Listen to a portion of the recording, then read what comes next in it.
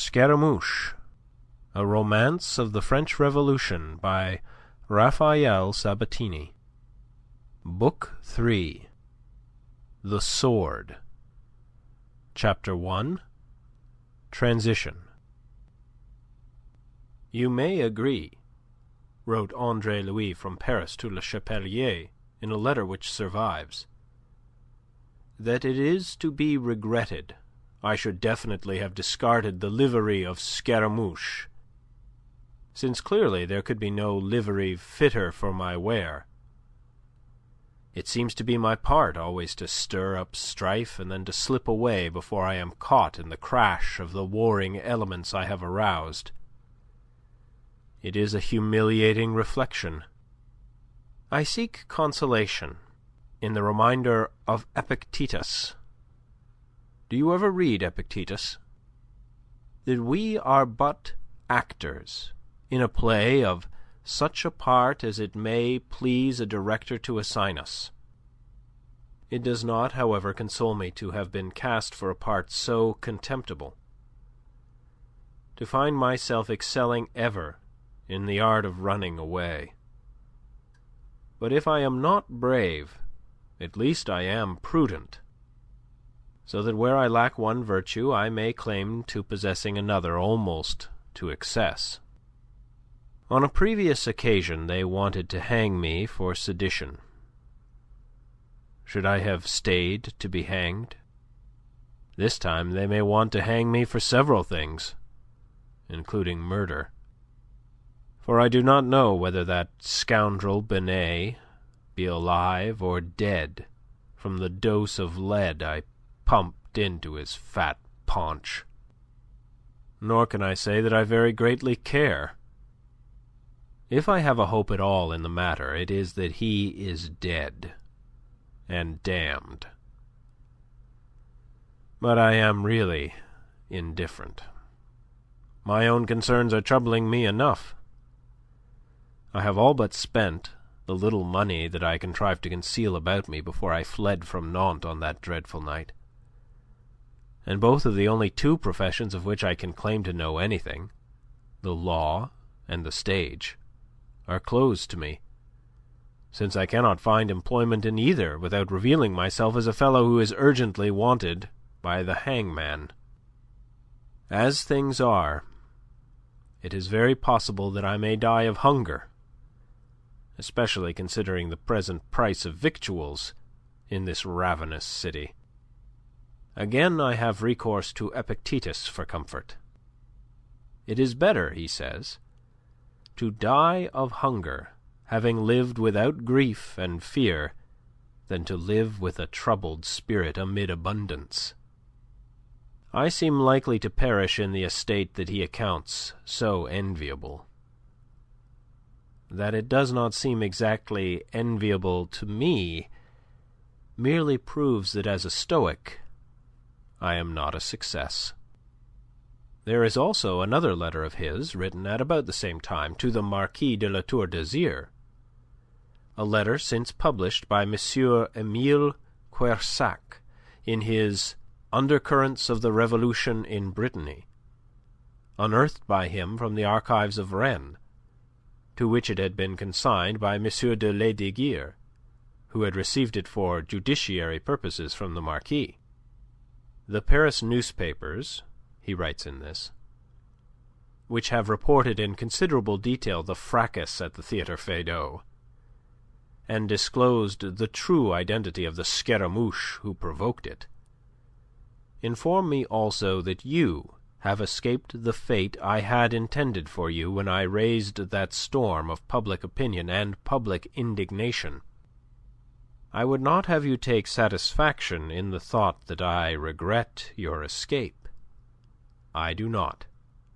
I rejoice in it. To deal justice by death has this disadvantage that the victim has no knowledge that justice has overtaken him. Had you died, had you been torn limb from limb that night, I should now repine in the thought of your eternal and untroubled slumber, not in euthanasia, but in torment of mind should the guilty atone. You see, I am not sure that hell hereafter is a certainty, whilst I am quite sure that it can be a certainty in this life, and I desire you to continue to live yet a while, that you may taste something of its bitterness. You murdered Philippe de Vilmorin because you feared what you described as his very dangerous gift of eloquence. I took an oath that day that your evil deed should be fruitless, that I would render it so, that the voice you had done murder to stifle should in spite of that ring like a trumpet through the land. That was my conception of revenge. Do you realize how I have been fulfilling it, how I shall continue to fulfill it as occasion offers? In the speech with which I fired the people of Rennes on the very morrow of that deed, did you not hear the voice of Philippe de Vilmorin uttering the ideas that were his, with a fire and a passion greater than he could have commanded, because Nemesis lent me her inflaming aid? In the voice of Omnes Omnibus at Nantes, my voice again, demanding the petition that sounded the knell of your hopes of coercing the Third Estate, did you not again hear the voice of Philippe de Vilmorin? Did you not reflect that it was the mind of the man you had murdered, resurrected in me, his surviving friend, which made necessary your futile attempt under arms last January, wherein your order, finally beaten, was driven to seek sanctuary in the Cordelier convent? And that night, when from the stage of the Feydau you were denounced to the people, did you not hear yet again, in the voice of Scaramouche, the voice of Philippe de Vilmorin, using that dangerous gift of eloquence which you so foolishly imagined you could silence with a sword thrust? It is becoming a persecution, is it not? This voice from the grave, that insists upon making itself heard, that will not rest until you have been cast into the pit. You will be regretting by now that you did not kill me too, as I invited you on that occasion. I can picture to myself the bitterness of this regret, and I contemplate it with satisfaction. Regret of neglected opportunity is the worst hell that a living soul can inhabit, particularly such a soul as yours. It is because of this that I am glad to know that you survived the riot at the Feydau, although at the time it was no part of my intention that you should. Because of this I am content that you should live to enrage and suffer in the shadow of your evil deed, knowing at last, since you had not hitherto the wit to discern it for yourself, that the voice of Philippe de Vilmorin will follow you to denounce you ever more loudly, ever more insistently, until, having lived in dread, you shall go down in blood under the just rage which your victim's dangerous gift of eloquence is kindled against you. I find it odd that he should have omitted from this letter all mention of Mademoiselle Binet, and I am disposed to account it at least a partial insincerity that he should have assigned entirely to this self-imposed mission, and not at all to his lacerated feelings in the matter of Climene, the action which he had taken at the Feydau. Those two letters, both written in April of that year, 1789, had for only immediate effect to increase the activity with which Andre Louis Moreau was being sought. Le Chapelier would have found him so as to lend him assistance, to urge upon him once again that he should take up a political career. The electors of Nantes would have found him. At least they would have found Omnes Omnibus, of whose identity with himself they were still in ignorance, on each of the several occasions when a vacancy occurred in their body. And the Marquis de La Tour d'Azyr and M. de Lesdiguieres would have found him that they might send him to the gallows. With a purpose no less vindictive was he being sought by M. Binet, now unhappily recovered from his wound, to face completest ruin. His troop had deserted him during his illness, and reconstituted under the direction of Polichinelle, it was now striving with tolerable success to continue upon the lines which Andre Louis had laid down. Monsieur le Marquis, prevented by the riot from expressing in person to Mademoiselle Binet his purpose of making an end of their relations, had been constrained to write to her to that effect from Azyr a few days later.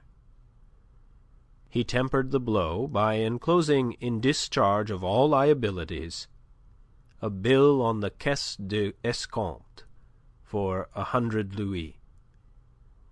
Nevertheless, it almost crushed the unfortunate, and it enabled her father, when he recovered, to enrage her by pointing out that she owed this turn of events to the premature surrender she had made in defiance of his sound, worldly advice. Father and daughter alike were left to assign the Marquis' desertion, naturally enough, to the riot at the Feydau. They laid that with the rest to the account of Scaramouche, and were forced in bitterness to admit that the scoundrel had taken a superlative revenge. Climene may even have come to consider that it would have paid her better to have run a straight course with Scaramouche, and by marrying him to have trusted to his undoubted talents to place her on the summit to which her ambition urged her, and to which it was now futile for her to aspire. If so, that reflection must have been her sufficient punishment. For, as Andre Louis so truly says, there is no worse hell than that provided by the regrets for wasted opportunities. Meanwhile, the fiercely sought Andre Louis Moreau had gone to earth completely for the present, and the brisk police of Paris, urged on by the King's lieutenant from Rennes, hunted for him in vain. Yet he might have been found in a house in the Rue de Hussard, within a stone's throw of the Palais Royal, whither purest chance had conducted him. That which in his letter to Le Chapelier he represents as a contingency of the near future was, in fact, the case in which already he found himself. He was destitute. His money was exhausted, including that procured by the sale of such articles of adornment as were not of absolute necessity.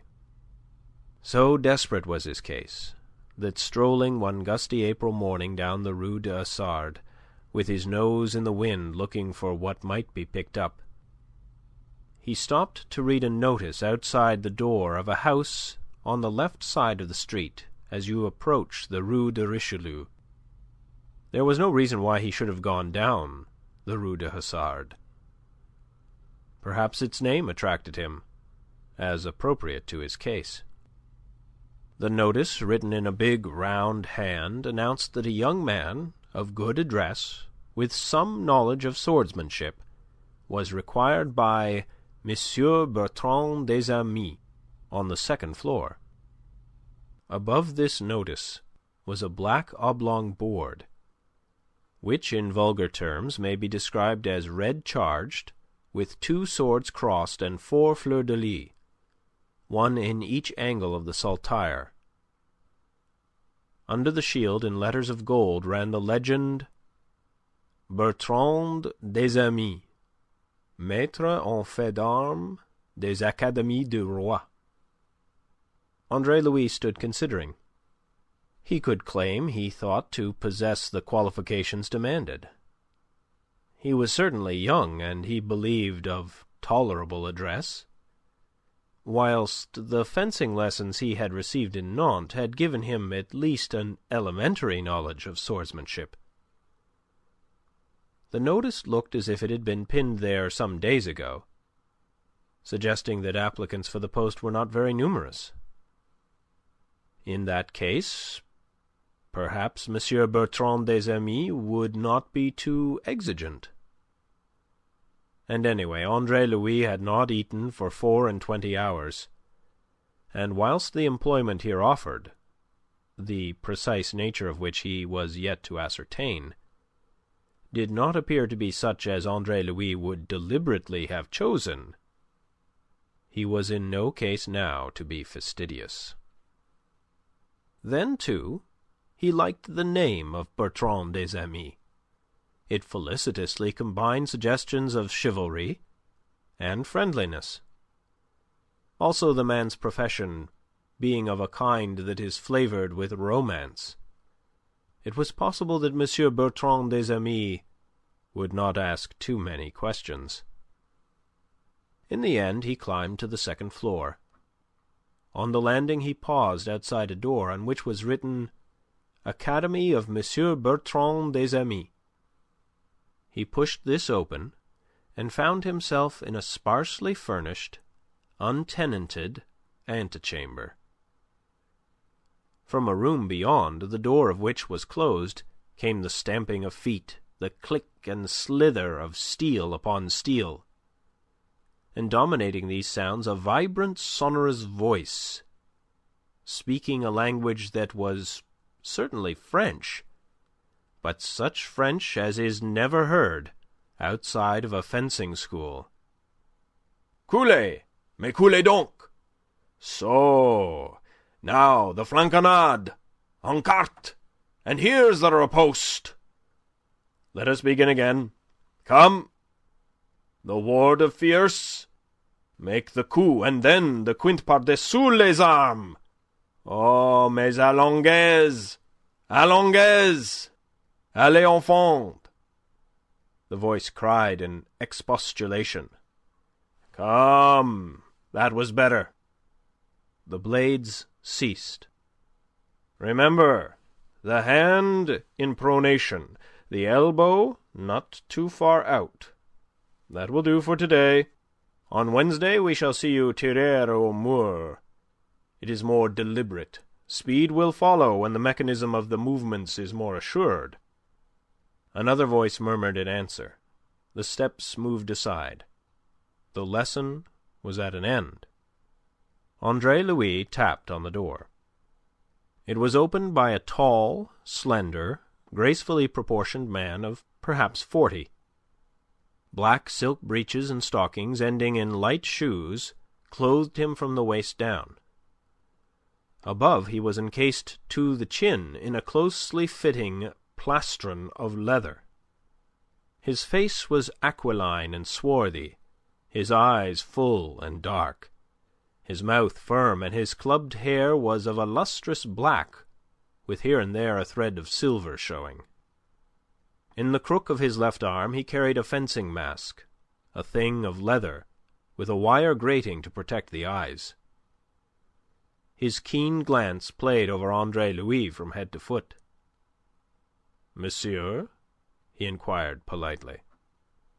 It was clear that he mistook Andre Louis' quality, which is not surprising, for despite his sadly reduced fortunes, his exterior was irreproachable, and M. des Amis was not to guess that he carried upon his back the whole of his possessions.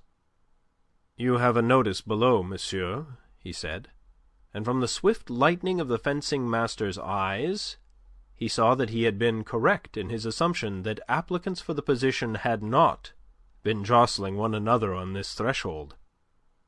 And then that flash of satisfaction was followed by a look of surprise.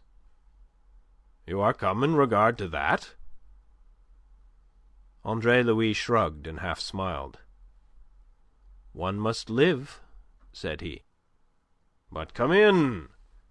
Sit down there. I shall be free to attend to you in a moment."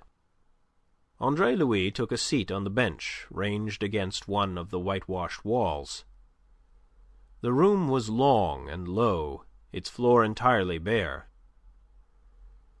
Plain wooden forms, such as that which he occupied, were placed here and there against the wall.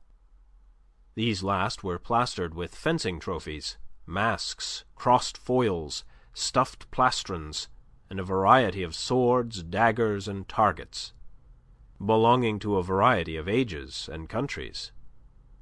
There was also a portrait of an obese, big-nosed gentleman in an elaborately curled wig, wearing the blue ribbon of the Saint-Esprit, in whom Andre Louis recognized the king. And there was a framed parchment, M. des Amis' certificate from the King's Academy. A bookcase occupied one corner, and near this, facing the last of the four windows that abundantly lighted the long room, there was a small writing-table and an armchair. A plump and beautifully dressed young gentleman stood by this table in the act of resuming coat and wig. M. des Amis sauntered over to him, moving, thought Andre Louis, with extraordinary grace and elasticity, and stood in talk with him whilst also assisting him to complete his toilette. At last the young gentleman took his departure, mopping himself with a fine kerchief that left a trail of perfume on the air. M. des Amis closed the door and turned to the applicant, who rose at once. "Where have you studied?" quoth the fencing-master abruptly. "Studied?" Andre Louis was taken aback by the question. "Oh, at Louis le Grand." M. des Amis frowned, looking up sharply as if to see whether his applicant was taking the liberty of amusing himself. "In heaven's name, I am not asking you where you did your humanities, but in what academy you studied fencing." "Oh, fencing." It had hardly ever occurred to Andre Louis that the sword ranked seriously as a study. "I never studied it very much. I had some lessons in the country once." The master's eyebrows went up. "But then," he cried, "why trouble to come up 2 flights of stairs?" He was impatient. "The notice does not demand a high degree of proficiency. If I am not proficient enough, yet knowing the rudiments I can easily improve. I learn most things readily." Andre Louis commended himself. "For the rest, I possess the other qualifications. I am young, as you observe, and I leave you to judge whether I am wrong in assuming that my address is good. I am by profession a man of the robe, though I realize that the motto here is cedat toga armis." M. des Amis smiled approvingly. Undoubtedly the young man had a good address and a certain readiness of wit, it would appear. He ran a critical eye over his physical points. "What is your name?" he asked. Andre Louis hesitated a moment. "Andre Louis," he said. The dark, keen eyes conned him more searchingly. "Well, Andre Louis what?" "Just Andre Louis. Louis is my surname." "Oh? An odd surname. You come from Brittany by your accent. Why did you leave it?" "To save my skin," he answered without reflecting, and then made haste to cover the blunder. "I have an enemy," he explained. M. des Amis frowned, stroking his square chin. "You ran away?" "You may say so." "A coward, eh?" "I don't think so." and then he lied romantically. Surely a man who lived by the sword should have a weakness for the romantic. You see, my enemy is a swordsman of great strength, the best blade in the province, if not the best blade in France. That is his repute. I thought I would come to Paris to learn something of the art, and then go back and kill him. That, to be frank, is why your notice attracted me. You see, I have not the means to take lessons otherwise. I thought to find work here in the law, but I have failed. There are too many lawyers in Paris as it is, and whilst waiting I have consumed the little money that I had, so that, enfin, your notice seemed to me something to which a special providence had directed me." M. des Amis gripped him by the shoulders and looked into his face. "Is this true, my friend?" he asked. "Not a word of it," said Andre Louis, wrecking his chances on an irresistible impulse to say the unexpected. But he didn't wreck them. M. des Amis burst into laughter, and having laughed his fill, confessed himself charmed by his applicant's fundamental honesty. "Take off your coat," he said, "and let us see what you can do. Nature, at least, designed you for a swordsman. You are light, active, and supple, with a good length of arm, and you seem intelligent. I may make something of you, teach you enough for my purpose, which is that you should give the elements of the art to new pupils before I take them in hand to finish them. Let us try. Take that mask and foil and come over here." He led him to the end of the room, where the bare floor was scored with lines of chalk to guide the beginner in the management of his feet. At the end of a 10-minutes bout, M. des Amis offered him the situation, and explained it. In addition to imparting the rudiments of the art to beginners, he was to brush out the fencing-room every morning, keep the foils furbished, assist the gentlemen who came for lessons to dress and undress, and make himself generally useful. His wages for the present were to be 40 livres a month, and he might sleep in an alcove behind the fencing-room if he had no other lodging. The position, you see, had its humiliations. But if Andre Louis would hope to dine, he must begin by eating his pride as an hors d'oeuvre. "And so," he said, controlling a grimace, "the robe yields not only to the sword, but to the broom as well.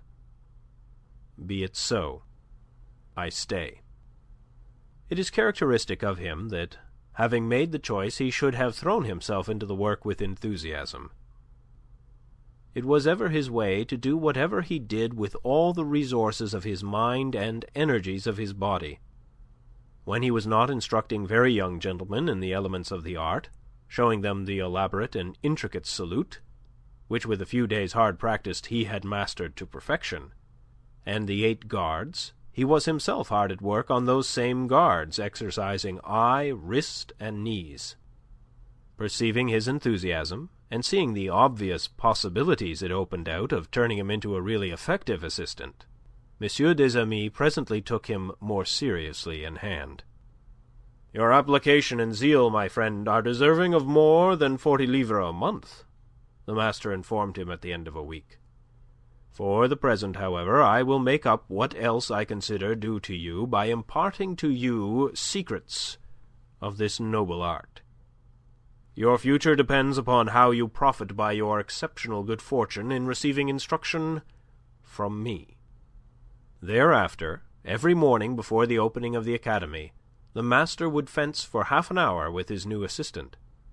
Under this really excellent tuition, Andre Louis improved at a rate that both astounded and flattered M. des Amis. He would have been less flattered and more astounded had he known that at least half the secret of Andre Louis' amazing progress lay in the fact that he was devouring the contents of the master's library, which was made up of a dozen or so treatises on fencing by such great masters as La Bessière, Danet, and the syndic of the King's Academy, Augustin Rousseau.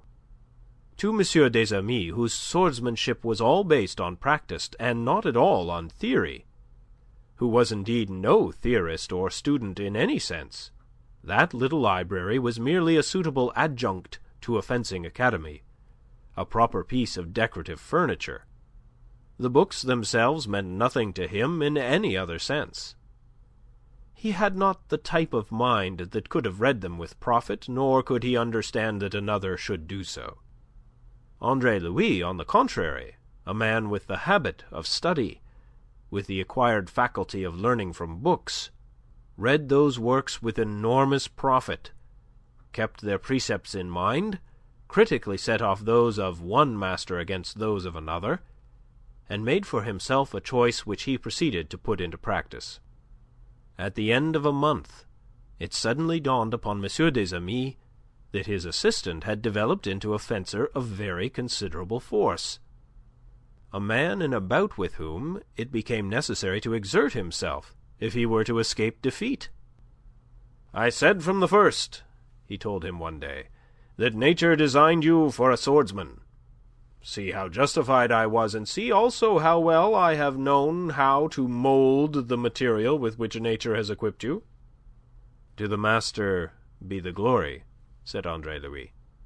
His relations with M. des Amis had meanwhile become of the friendliest, and he was now beginning to receive from him other pupils than mere beginners. In fact, Andre Louis was becoming an assistant in a much fuller sense of the word. M. des Amis, a chivalrous, open-handed fellow, far from taking advantage of what he had guessed to be the young man's difficulties, rewarded his zeal by increasing his wages to 4 louis a month. From the earnest and thoughtful study of the theories of others, it followed now, as not uncommonly happens, that Andre Louis came to develop theories of his own. He lay one June morning on his little truckle bed in the alcove behind the academy, considering a passage that he had read last night in Danae on double and triple feints. It had seemed to him, when reading it, that Danae had stopped short on the threshold of a great discovery in the art of fencing. Essentially a theorist, Andre Louis perceived the theory suggested, which Danae himself, in suggesting it, had not perceived. He lay now on his back, surveying the cracks in the ceiling and considering this matter further with the lucidity that early morning often brings to an acute intelligence. You are to remember that for close upon 2 months now the sword had been Andre Louis' daily exercise and almost hourly thought. Protracted concentration upon the subject was giving him an extraordinary penetration of vision. Swordsmanship, as he learnt and taught and saw it daily practised, consists of a series of attacks and parries, a series of disengages, from one line into another. But always a limited series. A half-dozen disengages on either side was, strictly speaking, usually as far as any engagement went. Then one recommenced. But even so, these disengages were fortuitous. What if, from first to last, they should be calculated? That was part of the thought. One of the 2 legs on which his theory was to stand. The other was, what would happen if one so elaborated Danae's ideas on the triple feint as to merge them into a series of actual calculated disengages, to culminate at the 4th or 5th or even 6th disengage? That is to say, if one were to make a series of attacks inviting riposts, again to be countered, each of which was not intended to go home, but simply to play the opponent's blade into a line that must open him ultimately, and as predetermined, for an irresistible lunge. Each counter of the opponent's would have to be preconsidered in this widening of his guard, a widening so gradual that he should himself be unconscious of it, and throughout intent upon getting home his own point on one of those counters. Andre Louis had been in his time a chess player of some force, and at chess he had excelled by virtue of his capacity for thinking ahead. That virtue, applied to fencing, should all but revolutionize the art. It was so applied already, of course, but only in an elementary and very limited fashion, in mere feints, single, double, or triple. But even the triple feint should be a clumsy device compared with this method upon which he theorized. He considered further, and the conviction grew that he held the key of a discovery. He was impatient to put his theory to the test. That morning he was given a pupil of some force, against whom usually he was hard put to it to defend himself. Coming on guard, he made up his mind to hit him on the fourth disengage, predetermining the 4 passes that should lead up to it. They engaged in a tierce, and Andre Louis led the attack by a beat and a straightening of the arm. Came the demi-contre he expected, which he promptly countered by a thrust in quint.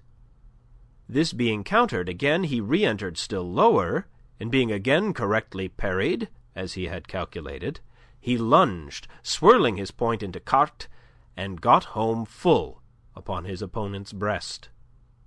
The ease of it surprised him. They began again. This time he resolved to go in on the 5th disengage, and in on that he went with the same ease. Then, complicating the matter further, he decided to try the 6th, and worked out in his mind the combination of the 5 preliminary engages. Yet again he succeeded as easily as before. The young gentleman opposed to him laughed with just a tinge of mortification in his voice. "I am all to pieces this morning," he said. "You are not of your usual force," Andre Louis politely agreed. And then, greatly daring, always to test that theory of his to the uttermost. "So much so," he added, "that I could almost be sure of hitting you as and when I declare." The capable pupil looked at him with a half sneer. "Ah, that? No," said he. "Let us try. On the 4th disengage I shall touch you. Allons, en garde." And as he promised, so it happened. The young gentleman, who hitherto had held no great opinion of Andre Louis' swordsmanship, accounting him well enough for purposes of practice when the master was otherwise engaged, opened wide his eyes. In a burst of mingled generosity and intoxication, Andre Louis was almost for disclosing his method, a method which a little later was to become a commonplace of the fencing rooms. Betimes he checked himself. To reveal his secret would be to destroy the prestige that must accrue to him from exercising it. At noon, the academy being empty, M. des Amis called Andre Louis to one of the occasional lessons which he still received. And for the first time in all his experience with Andre Louis, M. des Amis received from him a full hit in the course of the first bout. He laughed, well pleased, like the generous fellow he was. "Ah! You are improving very fast, my friend." He still laughed, though not so well pleased when he was hit in the second bout. After that he settled down to fight in earnest, with the result that Andre Louis was hit 3 times in succession. The speed and accuracy of the fencing master when fully exerting himself disconcerted Andre Louis' theory, which, for want of being exercised in practice, still demanded too much consideration. But that his theory was sound he accounted fully established, and with that, for the moment, he was content. It remained only to perfect by practice the application of it. To this he now devoted himself with the passionate enthusiasm of the discoverer. He confined himself to a half-dozen combinations, which he practised assiduously, until each had become almost automatic, and he proved their infallibility upon the best among M. des Amis' pupils. Finally, a week or so after that last bout of his with des Amis, the master called him once more to practice. Hit again in the first bout, the master set himself to exert all his skill against his assistant. But today it availed him nothing before Andre Louis' impetuous attacks. After the third hit, M. des Amis stepped back and pulled off his mask. "What's this?" he asked. He was pale, and his dark brows were contracted in a frown. Not in years had he been so wounded in his self-love. "Have you been taught a secret bot?" He had always boasted that he knew too much about the sword to believe any nonsense about secret bots. But this performance of Andre Louis had shaken his convictions on that score. "No," said Andre Louis. "I have been working hard, and it happens that I fence with my brains." "So I perceive. Well, well, I think I have taught you enough, my friend. I have no intention of having an assistant who is superior to myself." "Little danger of that," said Andre Louis, smiling pleasantly. "You have been fencing hard all morning, and you are tired, whilst I, having done little, am entirely fresh. That is the only secret of my momentary success." His tact and the fundamental good nature of M. des Amis prevented the matter from going farther along the road it was almost threatening to take. And thereafter, when they fenced together, Andre Louis, who continued daily to perfect his theory into an almost infallible system, saw to it that M. des Amis always scored against him at least 2 hits for every one of his own. So much he would grant to discretion, but no more. He desired that M. des Amis should be conscious of his strength, without, however, discovering so much of its real extent as would have excited in him an unnecessary degree of jealousy. And so well did he contrive that whilst he became ever of greater assistance to the master, for his style and general fencing, too, had materially improved, he was also a source of pride to him as the most brilliant of all the pupils that had ever passed through his academy. Never did Andre Louis disillusion him by revealing the fact that his skill was due far more to M. des Amis' library and his own mother wit than to any lessons he received. End of Chapter 1 of Book 3. Scaramouche, a Romance of the French Revolution, by Raphael Sabatini. Book 3, Chapter 2. Quos Deus vult perdere. Once again, precisely as he had done when he joined the Binet troupe, did Andre Louis now settle down wholeheartedly to the new profession into which necessity had driven him, and in which he found effective concealment from those who might seek him to his hurt. This profession might, although in fact it did not, have brought him to consider himself at last as a man of action. He had not, however, on that account ceased to be a man of thought, and the events of the spring and summer months of that year, 1789, in Paris, provided him with abundant matter for reflection. He read there in the raw what is perhaps the most amazing page in the history of human development, and in the end he was forced to the conclusion that all his early preconceptions had been at fault, and that it was such exalted, passionate enthusiasts as Vilmorin who had been right. I suspect him of actually taking pride in the fact that he had been mistaken, complacently attributing his error to the circumstance that he had been himself of too sane and logical a mind to gauge the depths of human insanity now revealed. He watched the growth of hunger, the increasing poverty and distress of Paris during that spring, and assigned it to its proper cause, together with the patience with which the people bore it.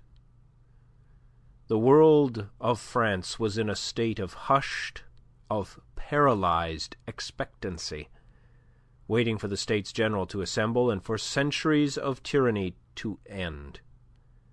And because of this expectancy, industry had come to a standstill.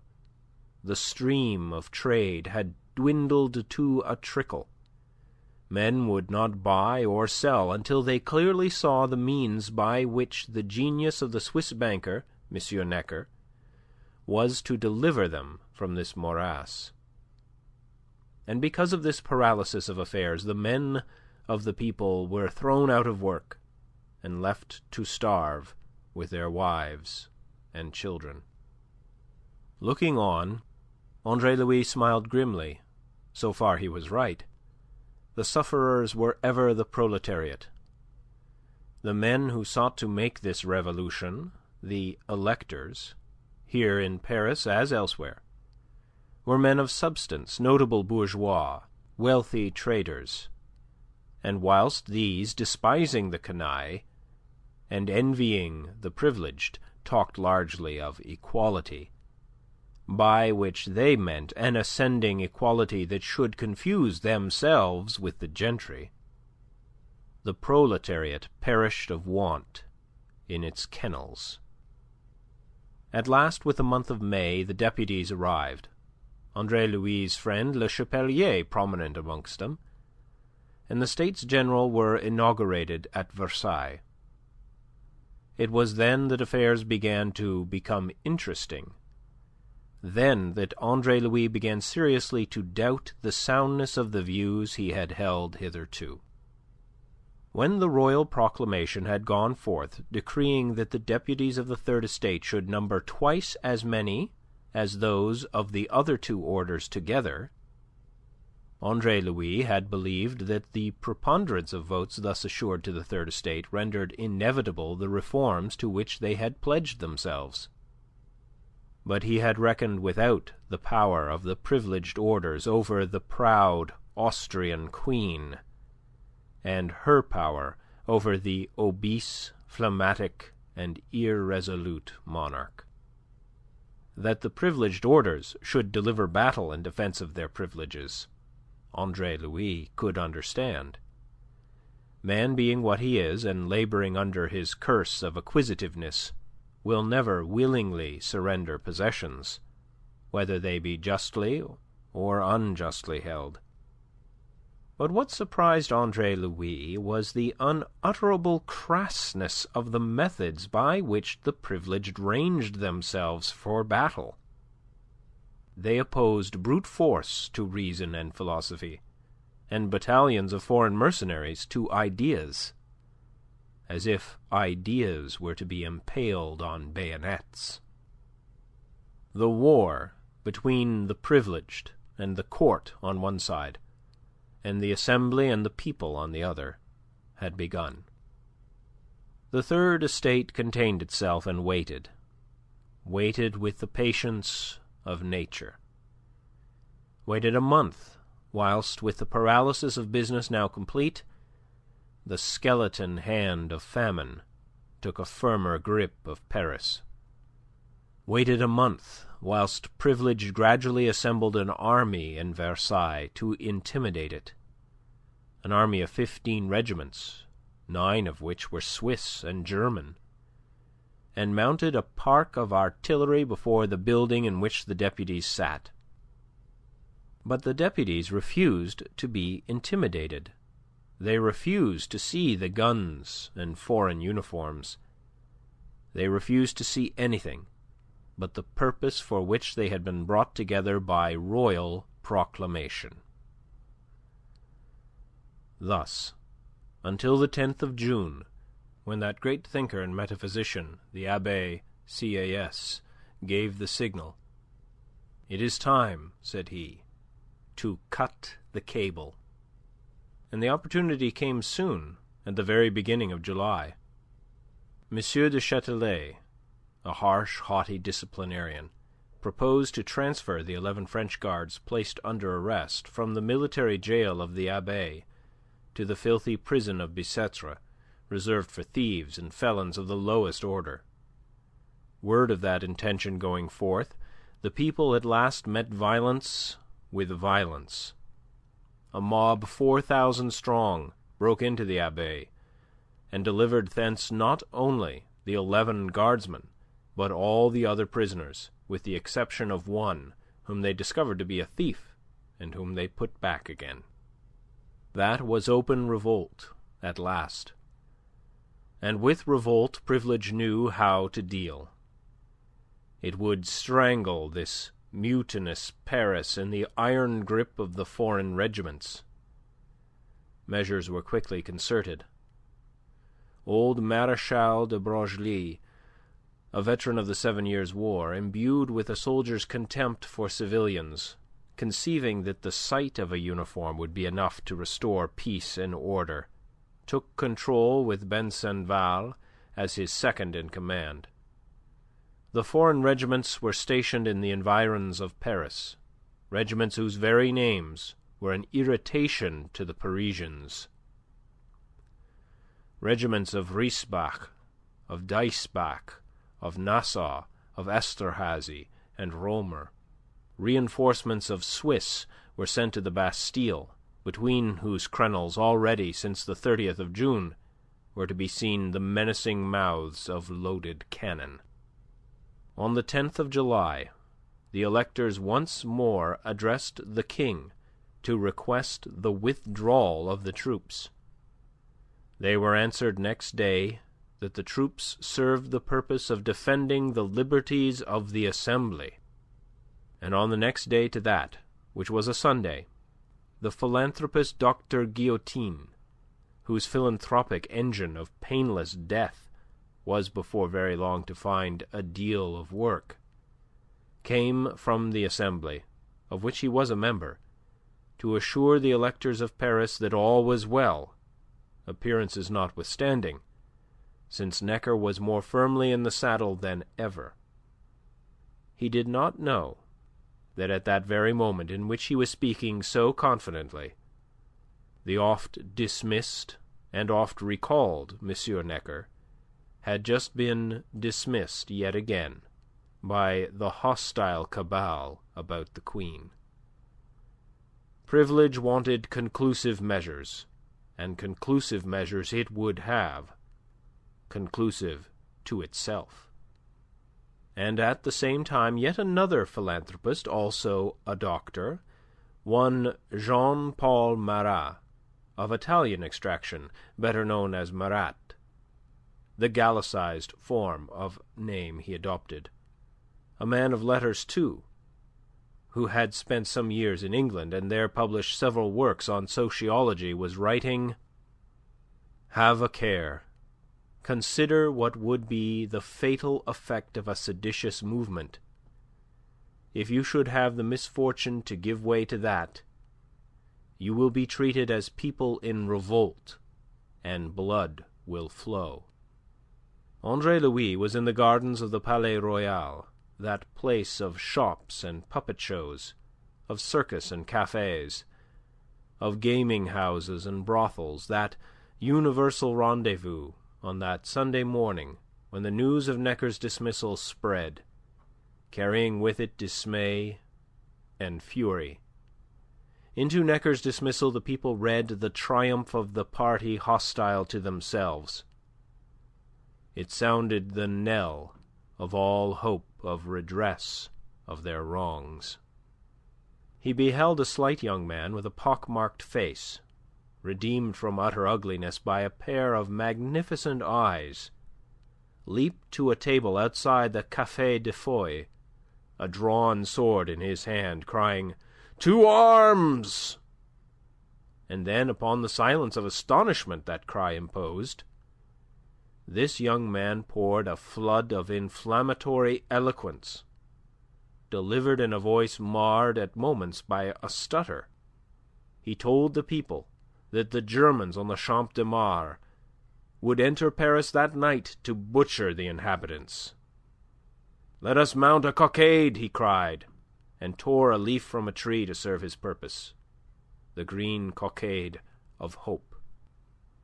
Enthusiasm swept the crowd, a motley crowd, made up of men and women of every class, from vagabond to nobleman, from harlot to lady of fashion. Trees were despoiled of their leaves, and the green cockade was flaunted from almost every head.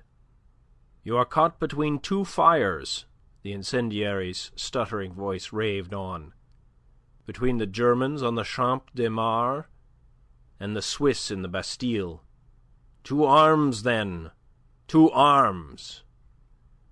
Excitement boiled up and over. From a neighbouring waxworks show came the bust of Necker, and presently a bust of that comedian, the Duke of Orleans, who had a party and who was as ready as any other of the budding opportunists of those days to take advantage of the moment for his own aggrandizement. The bust of Necker was draped with crape. Andre Louis looked on and grew afraid. Marat's pamphlet had impressed him. It had expressed what he himself had expressed more than half a year ago to the mob at Rennes. This crowd, he felt, must be restrained. That hot-headed, irresponsible stutterer would have the town in a blaze by night unless something were done. The young man, a causeless advocate of the Palais named Camille Desmoulins, later to become famous, leapt down from his table, still waving his sword, still shouting, "To arms! Follow me!" Andre Louis advanced to occupy the improvised rostrum, which the stutterer had just vacated, to make an effort at counteracting the inflammatory performance. He thrust through the crowd, and came suddenly face to face with a tall man, beautifully dressed, whose handsome countenance was sternly set, whose great sombre eyes mouldered as if with suppressed anger. Thus face to face, each looking into the eyes of the other, they stood for a long moment, the jostling crowd streaming past them unheeded. Then Andre Louis laughed. "That fellow, too, has a very dangerous gift of eloquence, Monsieur le Marquis," he said. "In fact, there are a number of such in France today. They grow from the soil, which you and yours have irrigated with the blood of the martyrs of liberty. Soon it may be your blood instead. The soil is parched and thirsty for it." "Gallows bird," he was answered, "the police will do your affair for you. I shall tell the Lieutenant General that you are to be found in Paris." "My God, man!" cried Andre Louis. "Will you never get sense? Will you talk like that of lieutenant generals when Paris itself is likely to tumble about your ears or take fire under your feet? Raise your voice, Monsieur le Marquis. Denounce me here, to these. You will make a hero of me in such an hour as this. Or shall I denounce you? I think I will. I think it is high time you received your wages. Hi! You others, listen to me. Let me present to you..." A rush of men hurtled against him, swept him along with them, do what he would, separating him from M. de La Tour d'Azyr, so oddly met. He sought to breast that human torrent. The Marquis, caught in an eddy of it, remained where he had been. And Andre Louis' last glimpse of him was of a man smiling with tight lips. An ugly smile. Meanwhile the gardens were emptying in the wake of that stuttering firebrand who had mounted the green cockade. The human torrent poured out into the Rue de Richelieu, and Andre Louis perforce must suffer himself to be borne along by it, at least as far as the Rue du Hasard. There he sidled out of it, and having no wish to be crushed to death or to take further part in the madness that was afoot, he slipped down the street, and so got home to the deserted academy. For there were no pupils today, and even M. des Amis, like Andre Louis, had gone out to seek for news of what was happening at Versailles. This was no normal state of things at the academy of Bertrand des Amis. Whatever else in Paris might have been at a standstill lately, the fencing academy had flourished as never hitherto. Usually both the master and his assistant were busy from morning until dusk. And already Andre Louis was being paid now by the lessons that he gave, the master allowing him 1/2 of the fee in each case for himself, an arrangement which the assistant found profitable. On Sundays the academy made half holiday, but on this Sunday, such had been the state of suspense and ferment in the city, that no one having appeared by 11 o'clock, both des Amis and Andre Louis had gone out. Little they thought, as they lightly took leave of each other, they were very good friends by now, that they were never to meet again in this world. Bloodshed there was that day in Paris. On the Place Vendôme, a detachment of dragoons awaited the crowd out of which Andre Louis had slipped. The horsemen swept down upon the mob, dispersed it, smashed the waxen effigy of M. Necker, and killed one man on the spot, an unfortunate French guard who stood his ground. That was a beginning. As a consequence, Besenval brought up his Swiss from the Champ de Mars, and marshalled them in battle order on the Champs-Élysées, with 4 pieces of artillery. His dragoons he stationed in the Place Louis XV. That evening an enormous crowd, streaming along the Champs-Élysées and the Tuileries gardens, considered with eyes of alarm that warlike preparation. Some insults were cast upon those foreign mercenaries, and some stones were flung. Besenval, losing his head or acting under orders, sent for his dragoons and ordered them to disperse the crowd. But that crowd was too dense to be dispersed in this fashion, so dense that it was impossible for the horsemen to move without crushing someone. There were several crushed, and as a consequence, when the dragoons, led by the Prince de Lambesc, advanced into the Tuileries gardens, the outraged crowd met them with a fusillade of stones and bottles. Lambesc gave the order to fire. There was a stampede.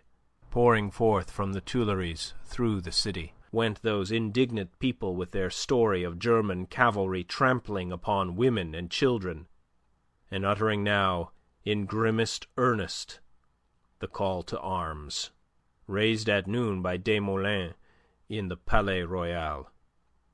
The victims were taken up and borne thence, and amongst them was Bertrand des Amis, himself, like all who lived by the sword, an ardent upholder of the noblesse, trampled to death under hoofs of a foreign horseman, launched by the noblesse and led by a nobleman. To Andre Louis, waiting that evening on the second floor of No. 13 Rue d'Assard for the return of his friend and master, 4 men of the people brought that broken body of one of the earliest victims of the Revolution that was now launched in earnest.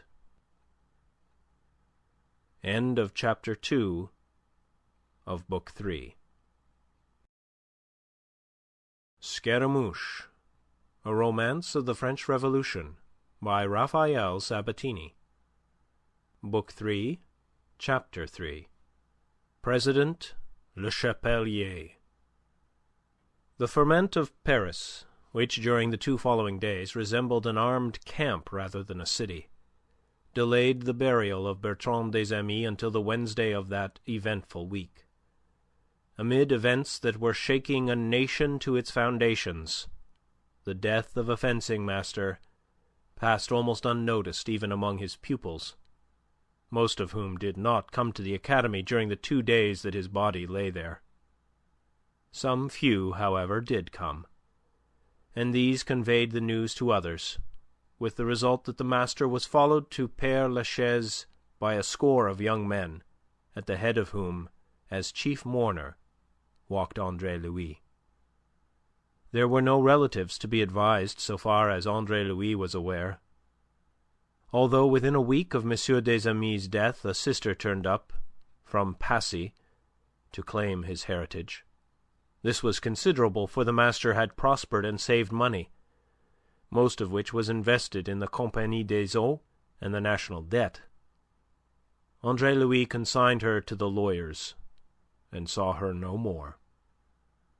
The death of des Amis left him with so profound a sense of loneliness and desolation that he had no thought or care for the sudden access of fortune which it automatically procured him.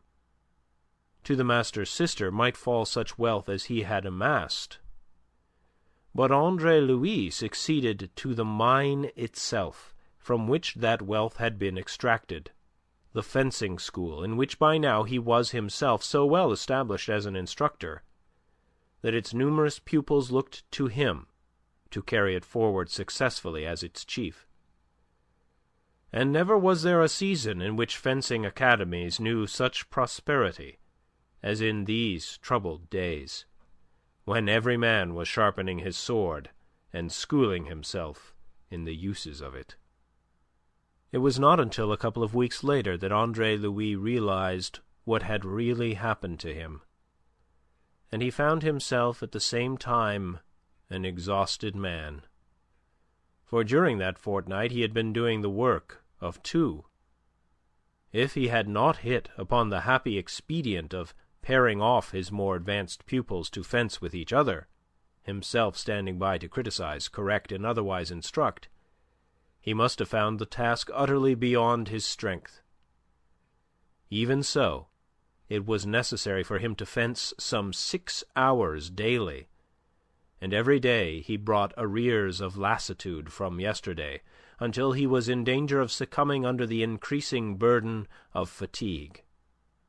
In the end he took an assistant to deal with beginners, who gave the hardest work. He found him readily enough by good fortune in one of his own pupils named Leduc. As the summer advanced, and the concourse of pupils steadily increased, it became necessary for him to take yet another assistant, an able young instructor named Galoche, and another room on the floor above. They were strenuous days for Andre Louis, more strenuous than he had ever known, even when he had been at work to build up the Binet Company. But it follows that they were days of extraordinary prosperity. He comments regretfully upon the fact that Bertrand des Amis should have died by ill chance on the very eve of so profitable a vogue of swordplay. The arms of the Académie du Roi, to which Andre Louis had no title, still continued to be displayed outside his door. He had overcome the difficulty in a manner worthy of Scaramouche. He left the escutcheon and the legend Académie de Bertrand des Amis, Maître en fait d'armes des Académies du Roi, appending to it further legend, conducted by Andre Louis. With little time now in which to go abroad, it was from his pupils and the newspapers, of which a flood had risen in Paris with the establishment of the freedom of the press, that he learnt of the revolutionary processes around him. Followed upon, as a measure of anticlimax, the fall of the Bastille. That had happened whilst M. des Amis lay dead, on the day before they buried him, and was indeed the chief reason of the delay in his burial. It was an event that had its inspiration in that ill-considered charge of Prince Lambesc, in which the fencing master had been killed. The outraged people had besieged the electors in the Hôtel de Ville, demanding arms with which to defend their lives from these foreign murderers hired by despotism. and in the end the electors had consented to give them arms, or rather, for arms it had none to give, to permit them to arm themselves. Also it had given them a cockade of red and blue, the colours of Paris. Because these colours were also those of the liveries of the Duke of Orleans, white was added to them, the white of the ancient standard of France, and thus was the tricolour born. Further, a permanent committee of electors was appointed to watch over public order. Thus empowered, the people went to work with such good effect that within 36 hours 60,000 pikes had been forged. At 9 o'clock on Tuesday morning 30,000 men were before the Invalides. By 11 o'clock they had ravished it of its store of arms, amounting to some 30,000 muskets, whilst others had seized the arsenal and possessed themselves of powder. Thus they prepared to resist the attack that from 7 points was to be launched that evening upon the city. But Paris did not wait for the attack. It took the initiative. Mad with enthusiasm, it conceived the insane project of taking that terrible, menacing fortress, the Bastille. And what is more, it succeeded, as you know, before 5 o'clock that night, aided in the enterprise by the French guards with cannon. The news of it, borne to Versailles by Lambesc, in flight with his dragoons before the vast armed force that had sprouted from the paving stones of Paris, gave the court pause. The people were in possession of the guns captured from the Bastille. They were erecting barricades in the streets and mounting these guns upon them. The attack had been too long delayed. It must be abandoned, since now it could lead only to fruitless slaughter that must further shake the already sorely shaken prestige of royalty. And so the court, growing momentarily wise again under the spur of fear, preferred to temporize. Necker should be brought back yet once again. The three orders should sit united as the National Assembly demanded. It was the completest surrender of force to force, the only argument. The King went alone to inform the National Assembly of that 11th hour resolve, to the great comfort of its members, who viewed with pain and alarm the dreadful state of things in Paris. No force but the force of reason and argument was their watchword, and it was so to continue for 2 years yet, with a patience and fortitude in the face of ceaseless provocation to which insufficient justice has been done. As the King was leaving the Assembly, a woman, embracing his knees, gave tongue to what might well be the question of all France. "Ah, sire, are you really sincere? Are you sure they will not make you change your mind?"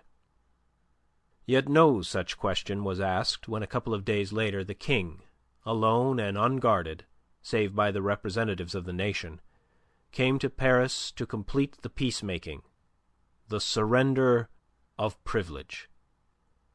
The court was filled with terror by the adventure. Were they not the enemy, these mutinous Parisians, and should a king go thus among his enemies? If he shared some of that fear, as the gloom of him might lead us to suppose, he must have found it idle. What if 200,000 men under arms, men without uniforms and with the most extraordinary motley of weapons ever seen, awaited him? They awaited him as a guard of honour.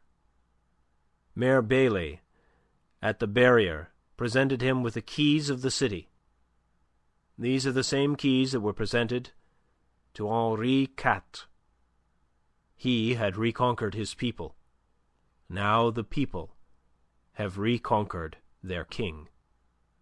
At the Hôtel de Ville, Mayor Bailly offered him the new cockade, the tricolored symbol of constitutional France, and when he had given his royal confirmation to the formation of the Garde Bourgeoise and to the appointment of Bailly and Lafayette, he departed again for Versailles amid the shouts of "Vive le Roi!"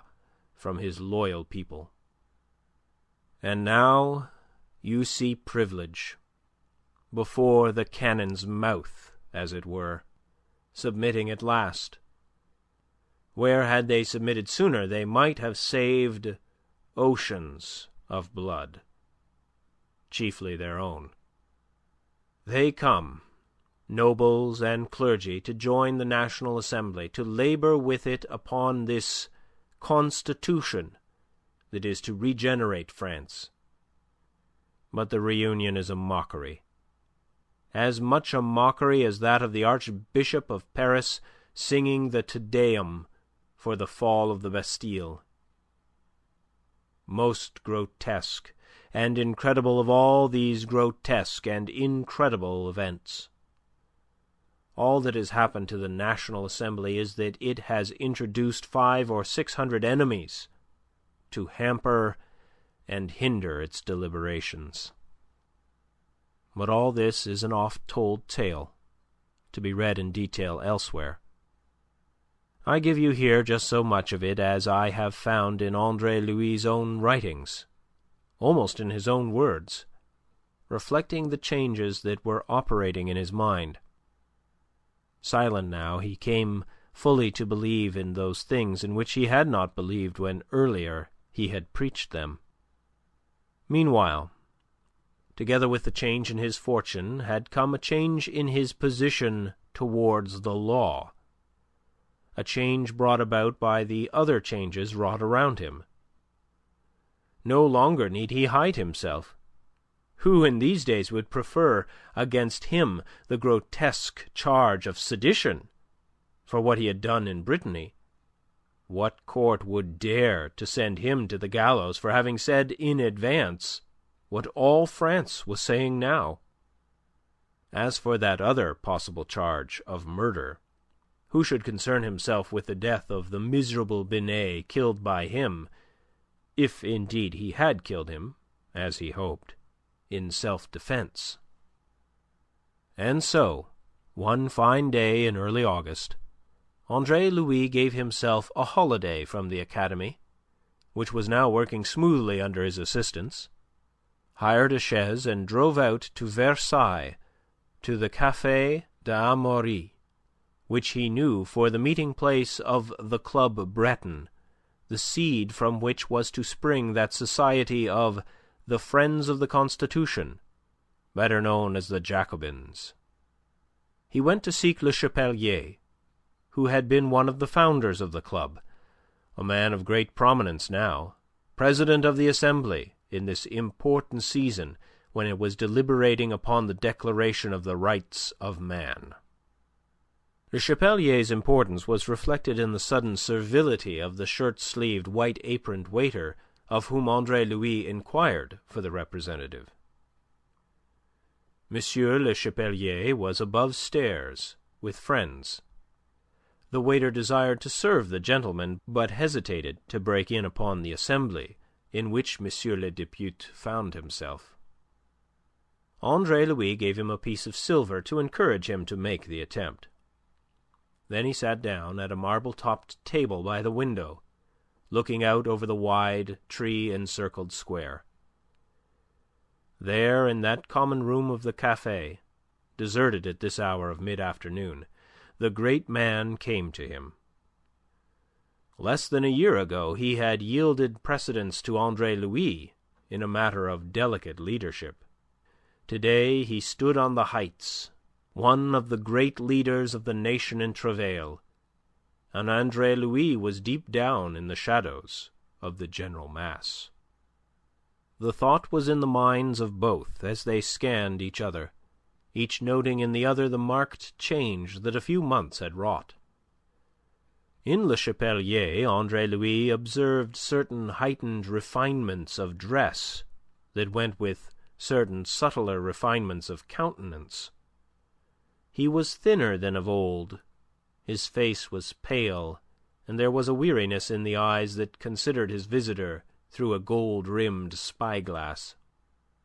In Andre Louis those jaded but quick-moving eyes of the Breton deputy noted changes even more marked. The almost constant swordsmanship of these last months had given Andre Louis a grace of movement, a poise, and a curious, indefinable air of dignity, of command. He seemed taller by virtue of this, and he was dressed with an elegance which, if quiet, was none the less rich. He wore a small silver-hilted sword, and wore it as if used to it, and his black hair, that Le Chapelier had never seen other than fluttering lank about his bony cheeks, was glossy now and gathered into a club. Almost he had the air of a petit maître. In both, however, the changes were purely superficial, as each was soon to reveal to the other. Le Chapelier was ever the same direct and downright Breton, abrupt of manner and of speech. He stood smiling a moment in mingled surprise and pleasure, then opened wide his arms. They embraced under the awe-stricken gaze of the waiter, who at once effaced himself. "Andre Louis, my friend, whence do you drop?" "We drop from above. I come from below to survey at close quarters one who is on the heights." "On the heights! But that you willed it so, it is yourself might now be standing in my place." "I have a poor head for heights, and I find the atmosphere too rarefied. Indeed, you look none too well on it yourself, Isaac. You are pale. And the Assembly was in session all last night. That is all. These damned privileged multiply our difficulties. They will do so until we decry their abolition." They sat down. "Abolition? You contemplate so much? Not that you surprise me. You have always been an extremist." "I contemplate it that I may save them. I seek to abolish them officially, so as to save them from abolition of another kind at the hands of a people they exasperate." "I see. And the King?" "The King is the incarnation of the nation. We shall deliver him together with the nation from the bondage of privilege. Our Constitution will accomplish it. You agree?" Andre Louis shrugged. "Does it matter? I am a dreamer in politics, not a man of action. Until lately I have been very moderate, more moderate than you think. But now, almost, I am a Republican. I have been watching, and I have perceived that this King is just nothing, a puppet who dances according to the hand that pulls the string." "This King, you say? What other king is possible?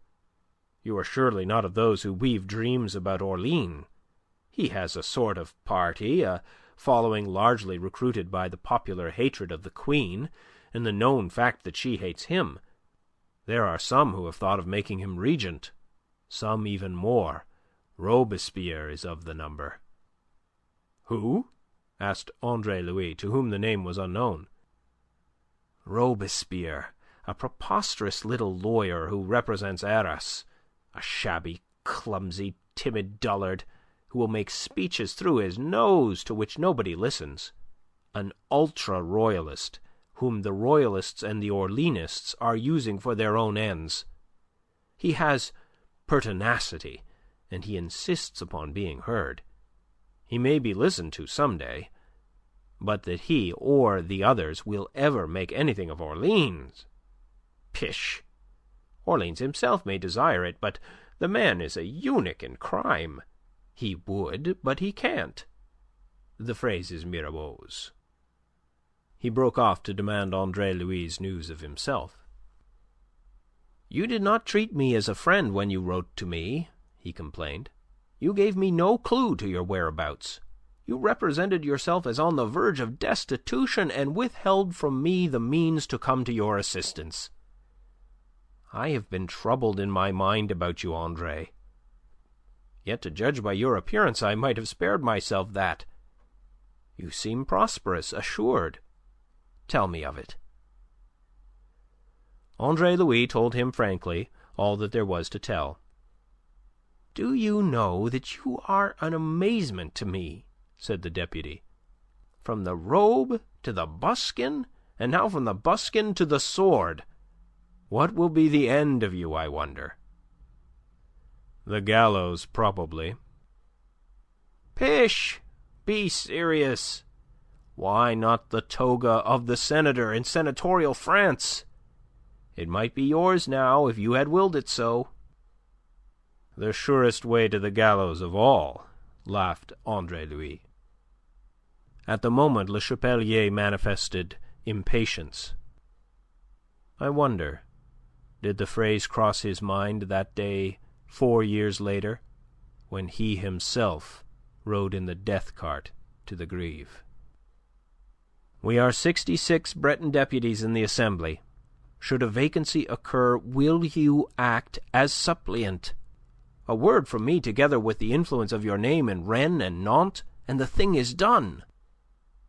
Andre Louis laughed outright.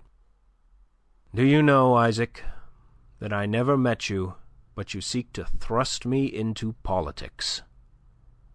"Because you have a gift for politics. You were born for politics." "Ah, yes. Scaramouche in real life. I've played it on the stage. Let that suffice.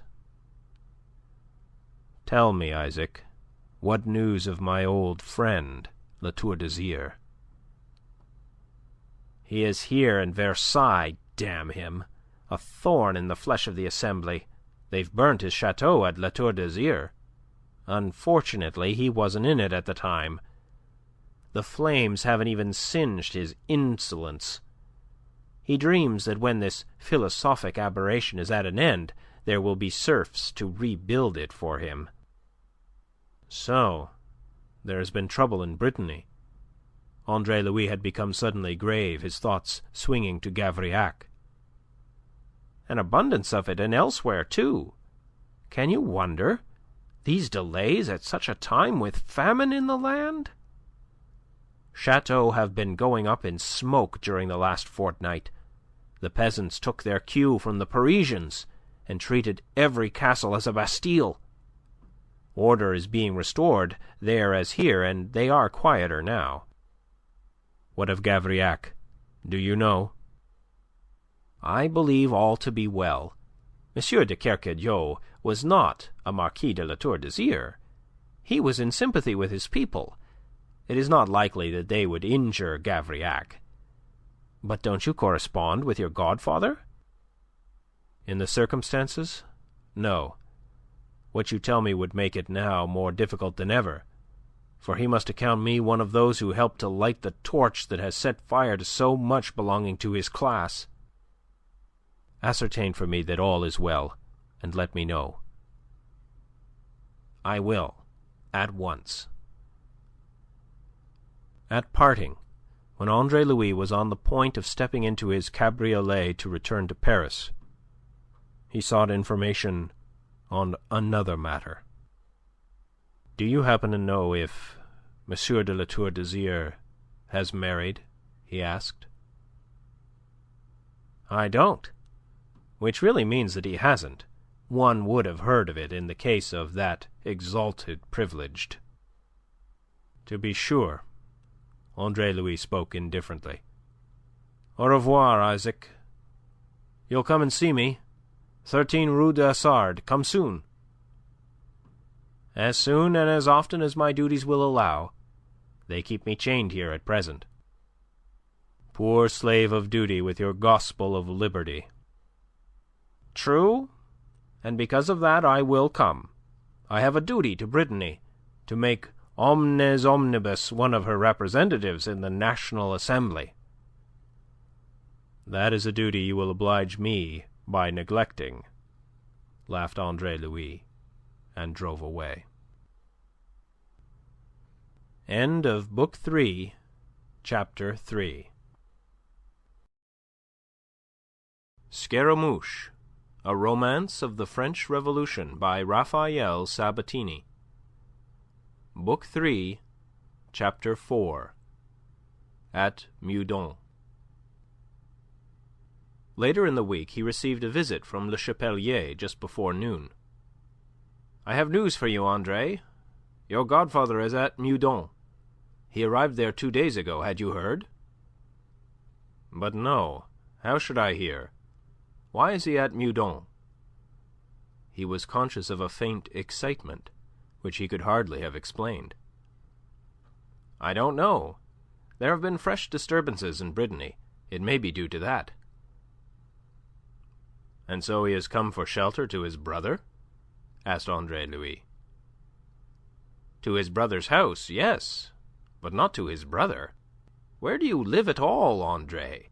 Do you never hear any of the news? Etienne de Gavrillac emigrated years ago.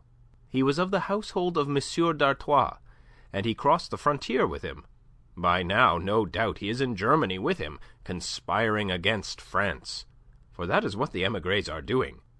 That Austrian woman at the Tuileries will end by destroying the monarchy." "Yes, yes," said Andre Louis impatiently. Politics interested him not at all this morning. "But about Gavrillac?" "Why, haven't I told you that Gavrillac is at Meudon, installed in the house his brother has left? Dieu de Dieu! Don't I speak French, or don't you understand the language? I believe that Rabouillet, his intendant, is in charge of Gavrillac. I have brought you the news the moment I received it. I thought you would probably wish to go out to Meudon." "Of course. I will go at once. That is, as soon as I can. I can't today, nor yet tomorrow. I am too busy here." He waved a hand towards the inner room, whence proceeded the click-click of blades, the quick moving of feet, and the voice of the instructor, Leduc. "Well, well, that is your own affair. You are busy. I leave you now. Let us dine this evening at the Café de Foy. Kersain will be of the party." "A moment!" Andre Louis' voice arrested him on the threshold. "Is Mademoiselle de Kercadiou with her uncle?" "How the devil should I know? Go and find out." He was gone, and Andre Louis stood there a moment deep in thought. Then he turned and went back to resume with his pupil, the Vicomte de Villeniort, the interrupted exposition of the Demi-contre of Danet, illustrating with a small sword the advantages to be derived from its adoption. Thereafter he fenced with the Vicomte, who was perhaps the ablest of his pupils at the time, and all the while his thoughts were on the heights of Meudon, his mind casting up the lessons he had to give that afternoon and on the morrow, and wondering which of these he might postpone without deranging the academy. When, having touched the Vicomte 3 times in succession, he paused and wrenched himself back to the present. It was to marvel at the precision to be gained by purely mechanical action. Without bestowing a thought upon what he was doing, his wrist and arm and knees had automatically performed their work, like the accurate fighting engine into which constant practice for a year and more had combined them. Not until Sunday was Andre Louis able to satisfy a wish which the impatience of the intervening days had converted into a yearning. Dressed with more than ordinary care, his head elegantly coiffed by one of those hairdressers to the nobility, of whom so many were being thrown out of employment by the stream of emigration which was now flowing freely, Andre Louis mounted his hired carriage and drove out to Meudon. The house of the younger Kercadiou no more resembled that of the head of the family than did his person. A man of the court, where his brother was essentially a man of the soil, an officer of the household of M. le Comte d'Artois, he had built for himself and his family an imposing villa on the heights of Meudon, in a miniature park, conveniently situated from him midway between Versailles and Paris, and easily accessible from either. M. d'Artois, the royal tennis player, had been amongst the very first to emigrate. Together with the Condés, the Contis, the Polignacs, and others of the Queen's intimate council, old Marshal de Broglie and the Prince de Lambesc, who realized that their very names had become odious to the people, he had quitted France immediately after the fall of the Bastille. He had gone to play tennis beyond the frontier, and there consummate the work of ruining the French monarchy upon which he and those others had been engaged in France. With him, amongst several members of his household, went Etienne de Kercadiou, and with Etienne de Kercadiou went his family, a wife and 4 children. Thus it was that the Seigneur de Gavrillac, glad to escape from a province so peculiarly disturbed as that of Brittany, where the nobles had shown themselves the most intransigent of all France, had come to occupy in his brother's absence the courtier's handsome villa at Meudon. That he was quite happy there is not to be supposed. A man of his almost Spartan habits, accustomed to plain fare and self-help, was a little uneasy in this sybaritic abode, with its soft carpets, profusion of gilding, and battalion of sleek, silent-footed servants. For Kercadiou the younger had left his entire household behind. Time, which at Gavrillac he had kept so fully employed in agrarian concerns, here hung heavily upon his hands. In self-defence he slept a great deal, and but for Aline, who made no attempt to conceal her delight at this proximity to Paris and the heart of things, it is possible that he would have beat a retreat almost at once from surroundings that sorted so ill with his habits. Later on, perhaps, he would accustom himself and grow resigned to this luxurious inactivity. In the meantime the novelty of it fretted him, and it was into the presence of a peevish and rather somnolent M. de Kercadiou that Andre Louis was ushered in the early hours of the afternoon of that Sunday in June. He was unannounced, as had ever been the custom at Gavrillac. This because Benoit, M. de Kercadiou's old seneschal, had accompanied his seigneur upon this soft adventure, and was installed, to the ceaseless and but half-concealed hilarity of the impertinent valetaille that M. Etienne had left, as his maître d'hôtel here at Meudon. Benoit had welcomed M. Andre with incoherencies of delight. Almost had he gambolled about him like some faithful dog, whilst conducting him to the salon and the presence of the Lord of Gavrillac, who would, in the words of Benoit, be ravished to see M. Andre again. "Monseigneur! Monseigneur!" he cried in a quavering voice, entering a pace or two in advance of the visitor. "It is M. Andre. Monsieur Andre, your godson, who comes to kiss your hand. He is here, and so fine that you would hardly know him. Here he is, Monseigneur. Is he not beautiful?" And the old servant rubbed his hands in conviction of the delight that he believed he was conveying to his master. Andre Louis crossed the threshold of that great room, soft carpeted to the foot, dazzling to the eye. It was immensely lofty, and its festooned ceiling was carried on fluted pillars with gilded capitals. The door by which he entered, and the windows that had opened upon the garden, were of an enormous height, almost, indeed, the full height of the room itself.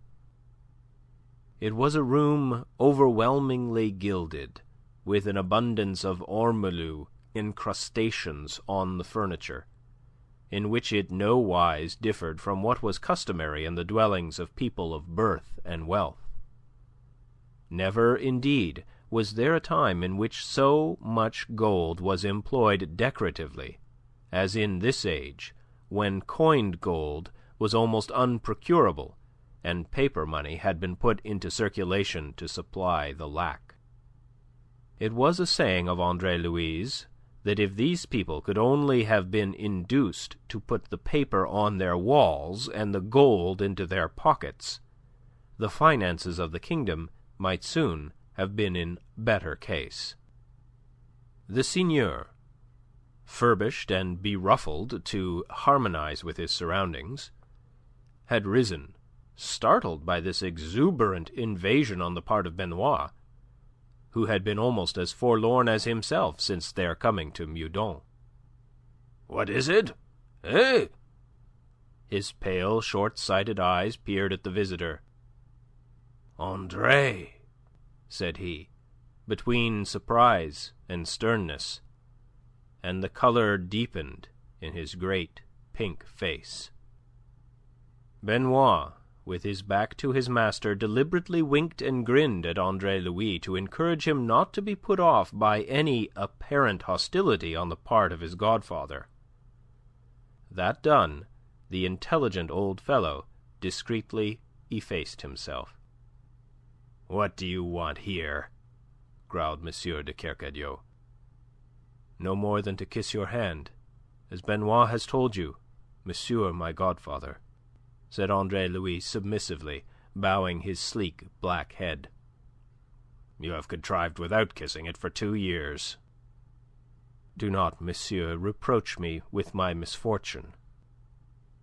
The little man stood very stiffly erect, his disproportionately large head thrown back, his pale, prominent eyes very stern. "Did you think to make your outrageous offence any better by vanishing in that heartless manner? By leaving us without knowledge of whether you were alive or dead?" "At first it was dangerous to my life, to disclose my whereabouts. Then, for a time I was in need, almost destitute, and my pride forbade me, after what I had done and the view you must take of it, to appeal to you for help. Later..." "Destitute?" the seigneur interrupted. For a moment his lip trembled. Then he steadied himself, and the frown deepened as he surveyed this very changed and elegant godson of his, noted the quiet richness of his apparel, the paste buckles and red heels to his shoes, the sword hilted in mother-o'-pearl and silver, and the carefully dressed hair that he had always seen hanging in wisps about his face. "At least you do not look destitute now," he sneered. "I am not. I have prospered since. In that, monsieur, I differ from the ordinary prodigal, who returns only when he needs assistance. I return solely because I love you, monsieur. To tell you so. I have come at the very first moment after hearing of your presence here." He advanced. "Monsieur my godfather," he said, and held out his hand. But M. de Kercadiou remained unbending, wrapped in his cold dignity and resentment. "Whatever tribulations you may have suffered, or consider that you may have suffered, they are far less than your disgraceful conduct deserved, and I observe that they have nothing abated your impudence. You think that you have but to come here and say, 'Monsieur, my godfather,' and everything is to be forgiven and forgotten. That is your error. You have committed too great a wrong. You have offended against everything by which I hold, and against myself personally, by your betrayal of my trust in you. You are one of those unspeakable scoundrels who are responsible for this revolution. Alas, monsieur, I see that you share the common delusion. These unspeakable scoundrels but demanded a constitution, as was promised them from the throne. They were not to know that the promise was insincere, or that its fulfilment would be balked by the privileged orders. The men who have precipitated this revolution, monsieur, are the nobles and the prelates. You dare, at such a time as this, stand there and tell me such abominable lies? You dare to say that the nobles have made the revolution, when scores of them, following the example of Monsieur le Duc d'Aiguillon, have flung their privileges, even their title deeds, into the lap of the people? Or perhaps you deny it? Oh, no. Having wantonly set fire to their house, they now try to put it out by throwing water on it. And where they fail, they put the entire blame on the flames. I see that you have come back here to talk politics. Far from it. I have come, if possible, to explain myself. To understand is always to forgive. That is a great saying of Montaigne's. If I could make you understand. You can't. You'll never make me understand how you came to render yourself so odiously notorious in Brittany. Ah, not odiously, monsieur. Certainly, odiously, among those that matter. It is said even that you were omnes omnibus, though I cannot, will not believe. Yet it is true. Monsieur de Kercadiou choked. And you confess it? You dare to confess it? What a man dares to do, he should dare to confess, unless he is a coward. Oh, and to be sure you were very brave, running away each time after you had done the mischief. Turning comedian to hide yourself, doing more mischief as a comedian, provoking a riot in Nantes, and then running away again to become God knows what. Something dishonest by the affluent look of you. My God, man, I tell you that in these past 2 years I have hoped that you were dead, and you profoundly disappoint me that you are not. He beat his hands together and raised his shrill voice to call, "Benoit!" He strode away towards the fireplace, scarlet in the face, shaking with the passion into which he had worked himself. Dead, I might have forgiven you, as one who had paid for his evil and his folly. Living, I never can forgive you. You have gone too far. God alone knows where it will end. Benoit! The door! Monsieur Andre Louis Moreau, to the door! The tone argued an irrevocable determination. Pale and self-contained, but with a queer pain at his heart, Andre Louis heard that dismissal, saw Benoit's white, scared face and shaking hands half raised as if he were about to expostulate with his master. And then another voice, a crisp, boyish voice, cut in. "Uncle!" it cried, a world of indignation and surprise in its pitch, and then, "Andre!" And this time a note almost of gladness, certainly of welcome, was blended with the surprise that still remained. Both turned, half the room between them at the moment, and beheld Aline, in one of the long open windows, arrested there in the act of entering from the garden.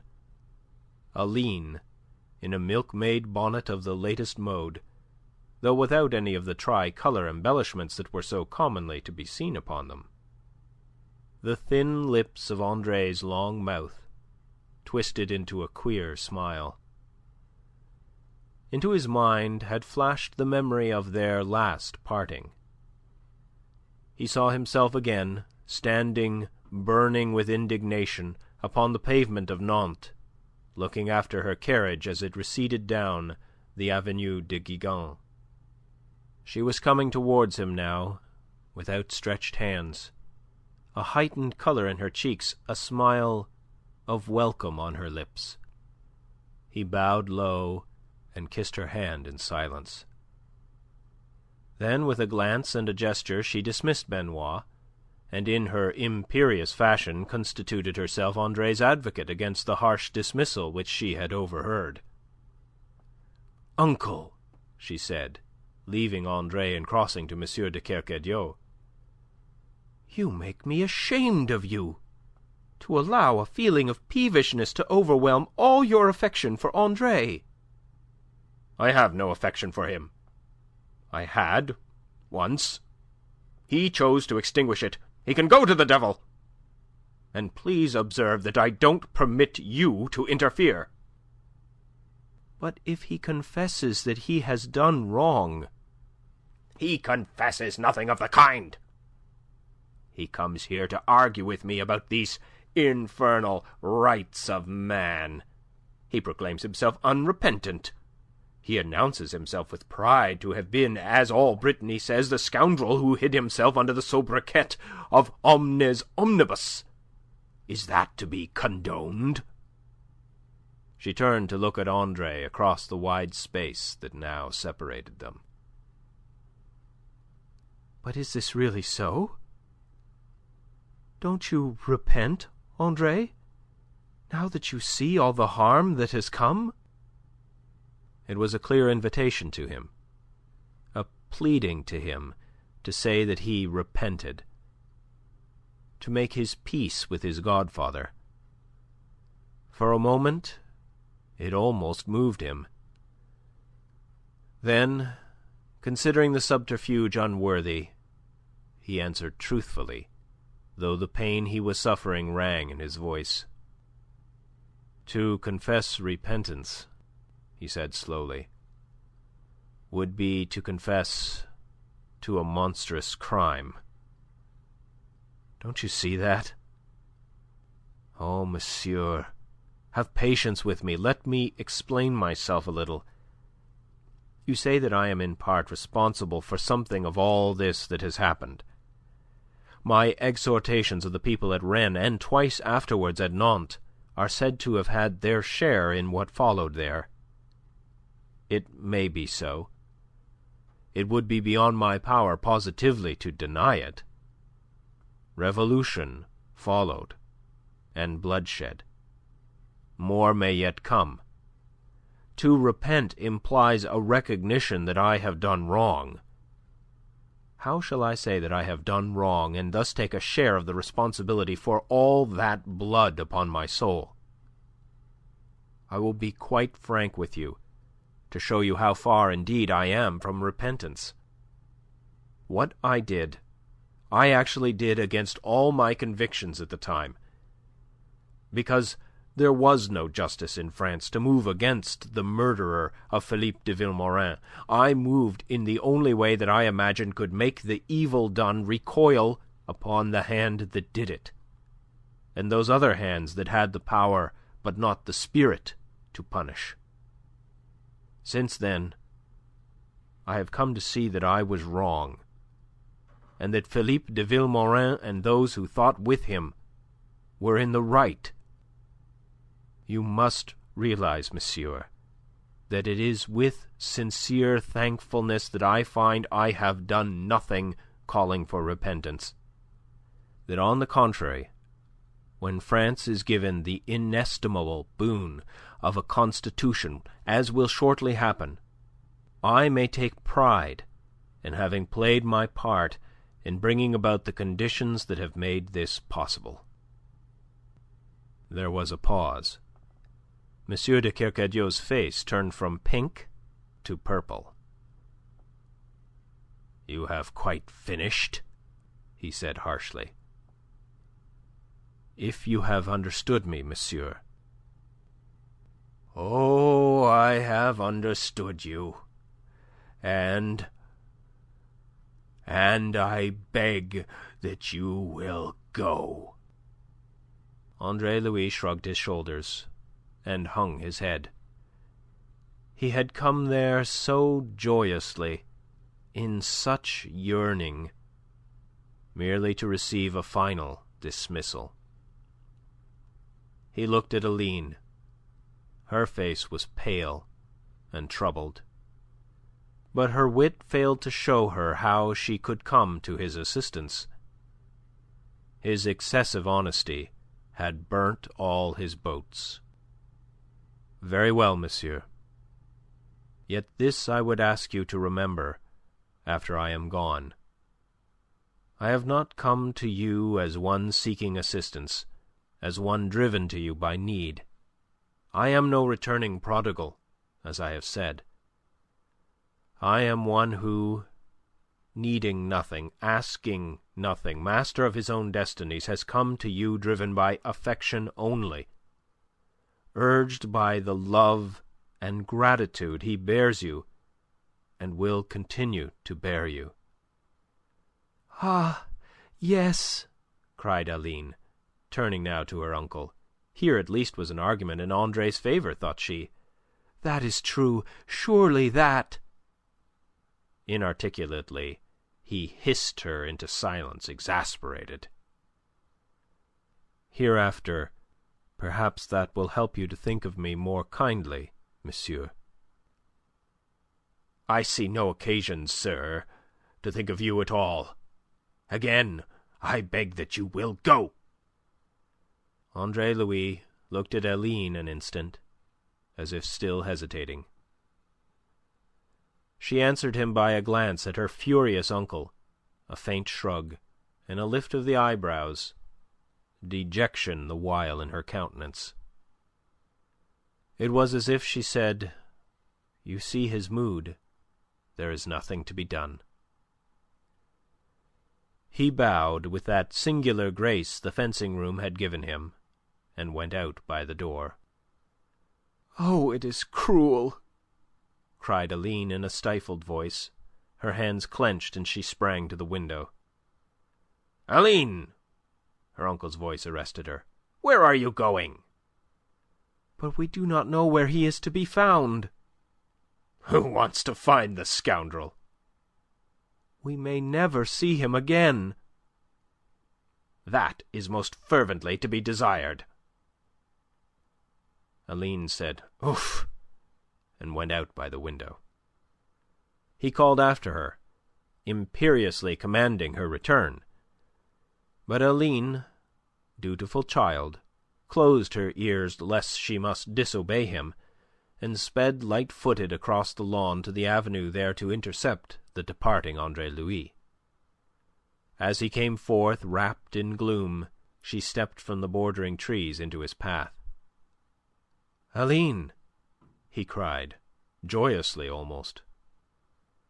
"I did not want you to go like this. I couldn't let you," she explained herself. "I know him better than you do, and I know that his great, soft heart will presently melt.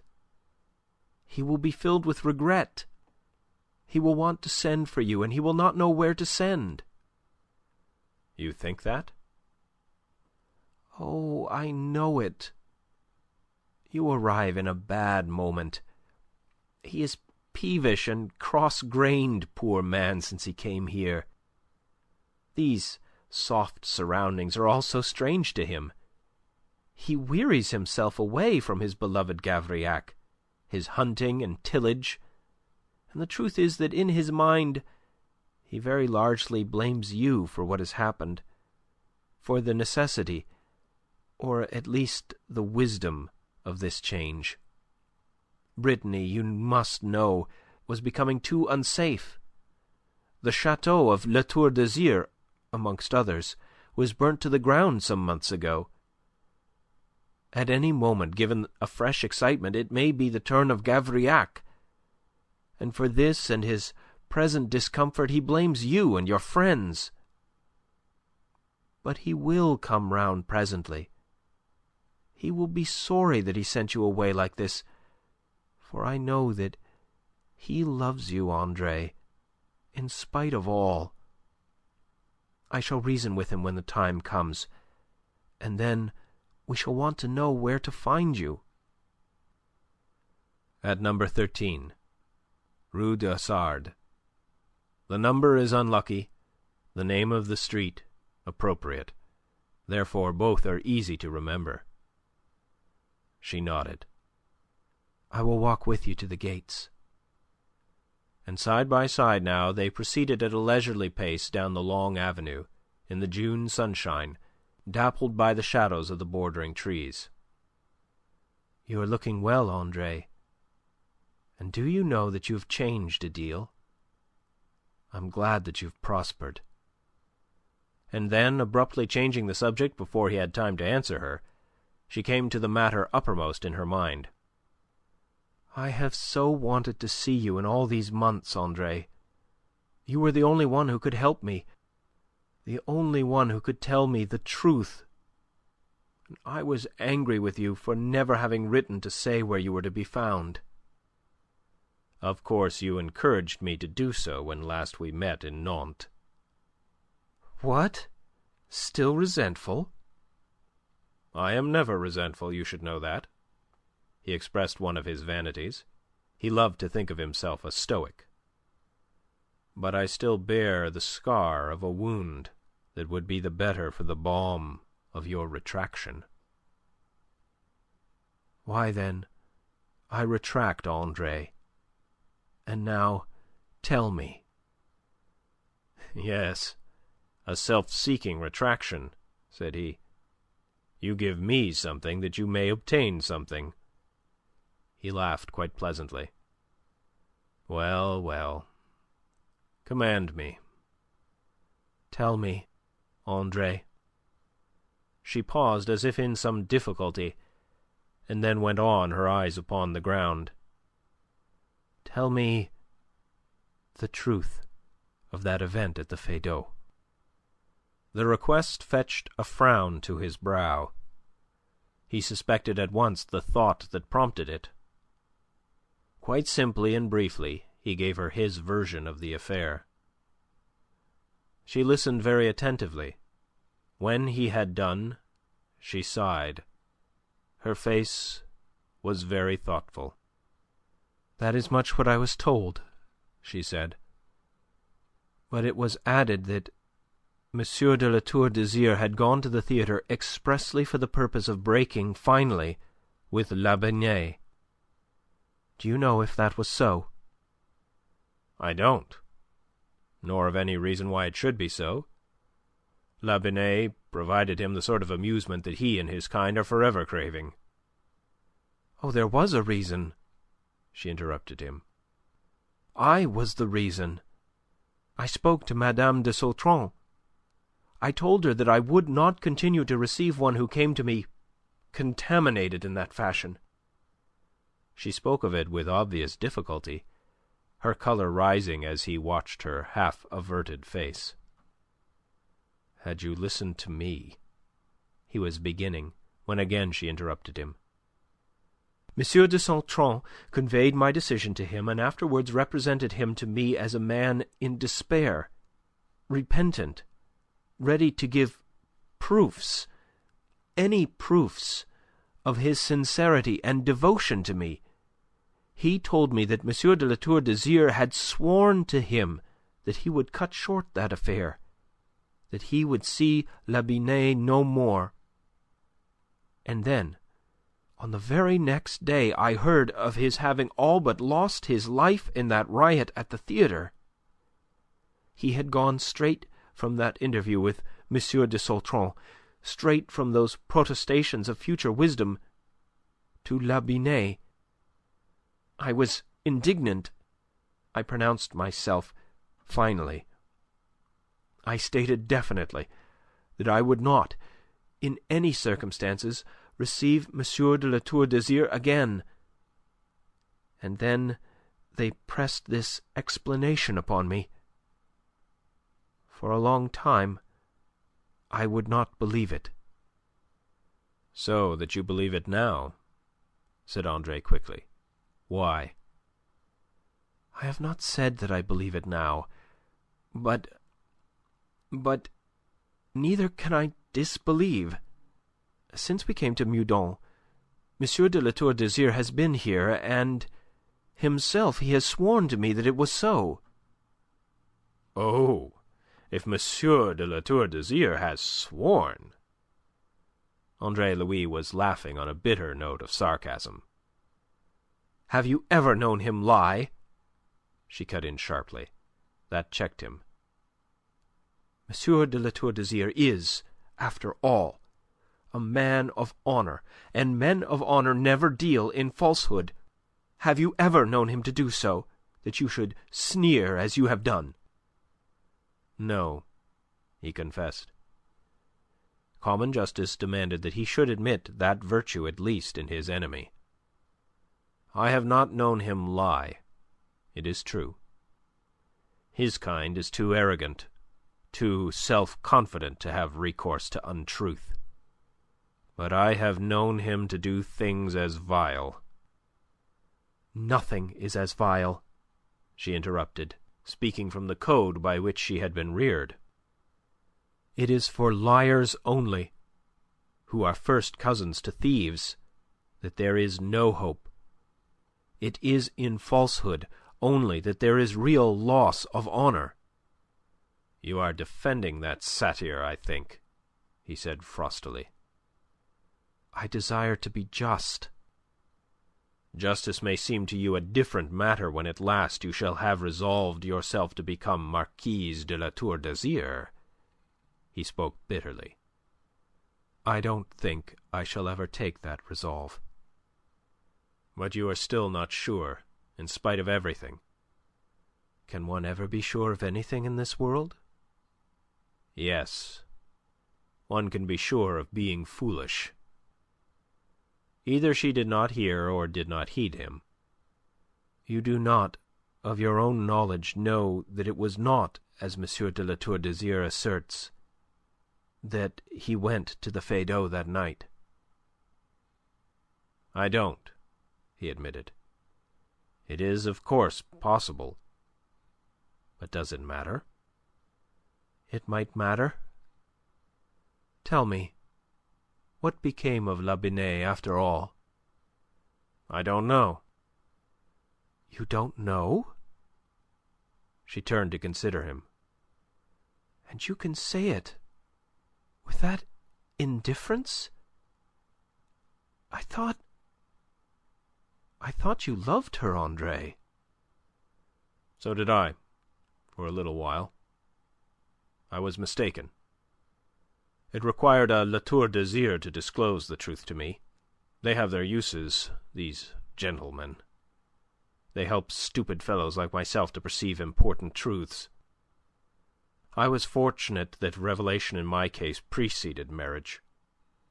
I can now look back upon the episode with equanimity and thankfulness for my near escape from the consequences of what was no more than an aberration of the senses. It is a thing commonly confused with love. The experience, as you see, was very instructive." She looked at him with frank surprise. "Do you know, Andre, I sometimes think that you have no heart." "Presumably because I sometimes betray intelligence. And what of yourself, Aline? What of your own attitude from the outset where M. de La Tour d'Azyr is concerned? Does that show heart? If I were to tell you what it really shows, we should end by quarrelling again. And God knows I can't afford to quarrel with you now. I shall take another way." "What do you mean?" "Why, nothing at the moment. For you are not in any danger of marrying that animal." "And if I were?" "Ah! In that case, affection for you would discover to me some means of preventing it. Unless..." He paused. "Unless?" she demanded, challengingly, drawn to the full of her short height, her eyes imperious. "Unless you could also tell me that you loved him," said he simply, whereat she was as suddenly and most oddly softened. And then he added, shaking his head, "But that, of course, is impossible." "Why?" she asked him, quite gently now. "Because you are what you are, Aline. Utterly good and pure and adorable. Angels do not mate with devils. His wife you might become, but never his mate, Aline. Never." They had reached the wrought iron gates at the end of the avenue. Through these they beheld the waiting yellow chaise which had brought Andre Louis. From near at hand came the creak of other wheels, the beat of other hooves, and now another vehicle came in sight and drew to a standstill beside the yellow chaise. A handsome equipage with polished mahogany panels on which the gold and azure of armorial bearings flashed brilliantly in the sunlight. A footman swung to earth to throw wide the gates, but in that moment the lady who occupied the carriage, perceiving Aline, waved to her and issued a command. End Book 3, Chapter 4.